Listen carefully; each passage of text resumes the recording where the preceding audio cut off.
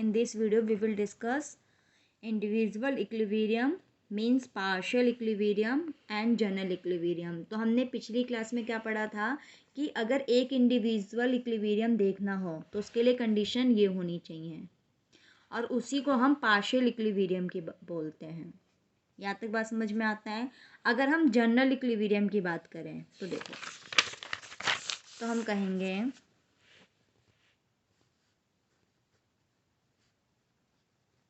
General equilibrium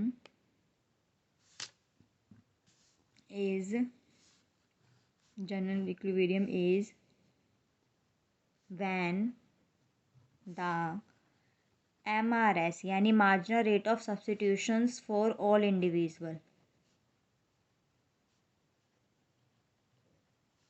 और individuals कितने माने हमने A and B equals the product price ratio. ये हमारा जनरल इक्विलिब्रियम का कंडीशंस है। मतलब मार्जिनल रेट ऑफ सब्स्टिट्यूशन यानी marginal utility of good 1 and marginal utility of good 2 for consumer A must be equal to marginal utility of good 1 marginal utility of good 2 for consumer B must be equals to the price ratio. ये हमारा general equilibrium का condition है। और general equilibrium में हम क्या मान के चल रहे हैं कि इकोनॉमिक के अंदर कितने कंज्यूमर हैं, ओनली 2 कंज्यूमर, और वो 2 कंज्यूमर अपनी इंडोमेंट को यूज़ करेंगे। ठीक है। तो इसमें क्या पढ़ा हमने, general equilibrium is when the MRS यानी marginal rate of substitution for all individual, और इंडिविजुअल कौन, A and B equals the product price ratio. तो ये अगर मैं एक इंडिविजुअल की बात करूँ तो ये इसके इक्वल होना चाहिए, अगर मैं 2 इंडिविजुअल की बात करूँ तो ये। तो यहाँ तक चीज़ समझ में आती है। अब देखो, अगर इसमें डिफरेंस है, मीन्स इसे छोड़ो, अगर कंज्यूमर A का ये MRS है, कंज्यूमर B का ये MRS है, अगर कंज्यूमर A एंड B का जो MRS है इसमें डिफरेंस है, मीन्स या तो इसका MRS ज़्यादा है या फिर इसका MRS ज़्यादा है, इन दैट केस हम प्राइस में चेंज करेंगे। प्राइस में चेंज करके इन दोनों को क्या करेंगे, इक्वल लाएंगे, ताकि हमारा जनरल इक्विलिब्रियम हम अचीव कर पाए। तो जनरल इक्विलिब्रियम समझ में आता है। तो जनरल इक्विलिब्रियम कहाँ होगा, जहाँ हमारा दोनों का MRS हमारे प्रोडक्ट प्राइस रेशो इक्वल होगा। तो जनरल इक्विलिब्रियम समझ में आता है। ओके, अब देखो, with each individual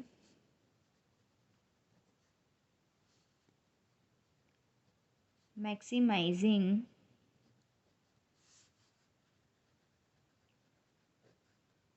utility, total set of constraint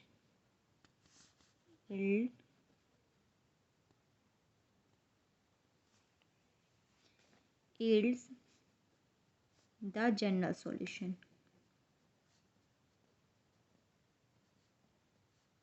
In addition, अब इसका मतलब समझाऊंगी मैं। In addition to satisfy individual budget constraints,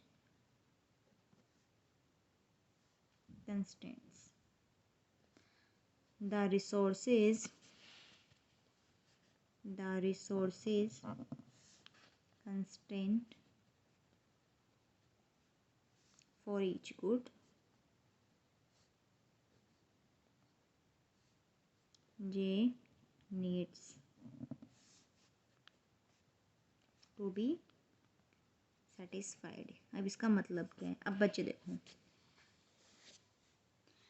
हम गुड X की जितनी भी डिमांड कर रहे हैं, कंज्यूमर 1 की जितनी भी डिमांड कर रहे हैं, मान लो गुड J है, वो किसके इक्वल होना चाहिए, हमारे इंडोमेंट के इक्वल। कंज्यूमर देखो, summation, this is a sign of summation, देख लो एक बार। मीन्स हमें गुड एक्स, ये तो हमारी इनकम एक इंडोमेंट शो कर रही है, यानी इनकम शो कर रही है हमारी। तो हमें जितना भी डिमांडेड है वो किसके इक्वल आना चाहिए, हमारे इंडोमेंट के इक्वल आना चाहिए। This is condition for one consumer. अगर मैं कंज्यूमर टू की बात करूँ तो देखो, कंज्यूमर टू यानी टू इंडिविजुअल, देखो इसको और अच्छे से समझाते हैं। टू इंडिविजुअल्स यानी ए एंड बी। इस केस में देखो, कंज्यूमर ए का डिमांड प्लस कॉमोडिटी, अब एक चीज़ बताती हूँ, मैंने तुम्हें एक चीज़ बताया था, डिमांड इक्वल्स टू सप्लाई। देखो, यानी कंज्यूमर ए गुड एक्स की डिमांड कर रहा है इतनी, कंज्यूमर बी गुड एक्स की डिमांड इतनी कर रहा है, तो means this is side of demand, ये डिमांड साइड हो गया। और इंडोमेंट का मतलब होता है resources available, means quantity of good one कितना अवेलेबल है कंज्यूमर ए के पास, कंज्यूमर बी। अगर ये अवेलेबल है तो it's means it's supply of unit good one, तो दिस इज द डिमांड। तो यानी total demand of good one must be equals to total supply of good one. Means E one is a endowment, endowment means commodity A का कितना unit A के पास है and commodity A का कितना unit B के पास है, तो इसको हम क्या बोलेंगे, सप्लाई। तो दिस इज द डिमांड। तो इक्विलिब्रियम कहाँ पर होगा, जब demand for good one must be equal to supply of good one. This is the case, this is the case of one individual. Means यहाँ तक चीज़ें समझ में आ गई। और this is the case of two individual. तो ये तो गुड वन के लिए हो गया। अगर मैं गुड टू की बात करूँ तो good two demand by A plus good two demand by consumer B must be equal to endowment available for two good, endowment available of two good with A consumer plus endowment of second good with B. तो equilibrium समझ में आता है। Means कुछ endowment good ए की, कुछ endowment good one की ए के पास है, कुछ इंडोमेंट गुड ए की बी के पास है, तो ये एक्सचेंज करेंगे। मीन्स कंज्यूमर ए को कितने units of good one and कितने यूनिट्स ऑफ गुड टू चाहिए, वो आपस में क्या कर लेंगे, एक्सचेंज करके इक्विलिब्रियम पॉइंट मीन्स अपना सेटिस्फैक्शन मैक्सिमाइज कर लेंगे। इसको बोलते हैं exchange box in an economy. तो यहाँ तक चीज़ें समझ में आती है। एक बार मैं दोबारा एक्सप्लेन करती हूँ। देखो, हमने पढ़ा ये कि each individual maximising their utility with given the budget constraint और बाय इंडोमेंट। यहाँ तक चीज़ें समझ में आ गई। अगर इंडिविजुअल की कंडीशन की बात करें, इंडिविजुअल इक्विलिब्रियम, तो this is a partial equilibrium. इस पार्शियल इक्विलिब्रियम में क्या होता है, हमने ऑप्टिमल कंडीशंस पढ़ा था, ऑप्टिमल कंज्यूमर बिहेवियर पढ़ा था, जिसमें पढ़ा था कि कंज्यूमर अपना मैक्सिमम सेटिस्फैक्शन कैसे गेन करेगा, इसके थ्रू। ठीक है, but we are talking about exchange box. Means economy के अंदर टू कंज्यूमर हैं और उनके पास कुछ इंडोमेंट है, मीन्स कुछ सप्लाई ऑफ गुड्स है, तो वो आपस में कैसे, मीन्स एक दूसरे से कैसे एक्सचेंज करेंगे ताकि दोनों की सेटिस्फैक्शन मैक्सिमाइजेशन हो जाए। तो देखो, इसके केस में ये होगा जनरल इक्विलिब्रियम फॉर टू, ये वाला समझ में आता है, ये जनरल इक्विलिब्रियम है फॉर टू इंडिविजुअल। ठीक है, अब इसने बोला कि देखो, with each individual maximising utility, with each individual हर कोई अपना यूटिलिटी मैक्सिमाइज करेगा, total set of constraint yield the general solution. Total set कितना टोटल अवेलेबल है, टोटल की बात कर रही हूँ मैं, तो मैं जनरल की बात कर रही हूँ। अगर मैं किसी इंडिविजुअल की बात कर रही होती तो वो हमारा पार्शियल हो जाता। तो देखो, in addition to satisfy individual budget constraint the resources constraint for each good needed to be satisfy.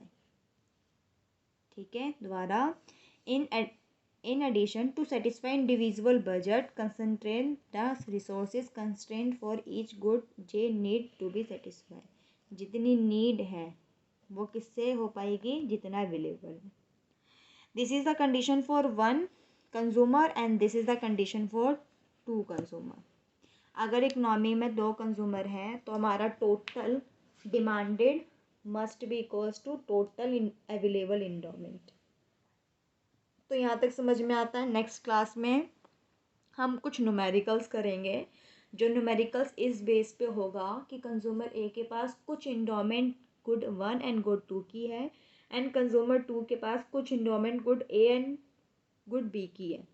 तो दोनों आपस में एक्सचेंज करके इक्विलिब्रियम क्वांटिटी इनकी क्या क्या होगी, मीन्स कंज्यूमर ए की इक्विलिब्रियम क्वांटिटी 1 क्या होगी एंड कंज्यूमर ए के लिए इक्विलिब्रियम क्वांटिटी 2 क्या होगी, ताकि वो दोनों ही अपना सेटिस्फैक्शन लेवल मैक्सिमम कर सकें। तो ये हम नेक्स्ट क्लास में क्या पढ़ेंगे, इसका न्यूमेरिकल पढ़ेंगे।